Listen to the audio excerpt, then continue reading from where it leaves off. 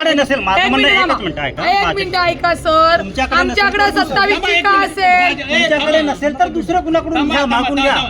बाहेरून 27च्या याद्या आम्ही करायचे काय? एक मिनिट म्हणतो टॅली करा तुम्ही. हो साहेब, तुमचं ऐका ना, BU2 मॅच होत आहे, पण हे काउंट CU युनिट का मॅच होत नाही सर? मग हे जर हा कॉलम हा जर मॅच होते, झेरॉक्स मध्ये पानात बदल होऊ शकतो. इकडचं इकडे, इकडचं इकडे झेरॉक्स मध्ये अहो, तुम्ही 25 दिलंय साहेब.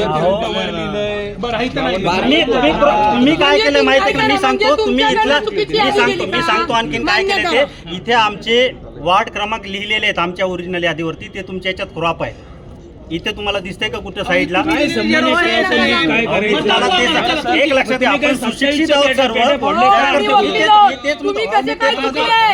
कशी तुम्ही 27 ची यादी नोट करून दिली?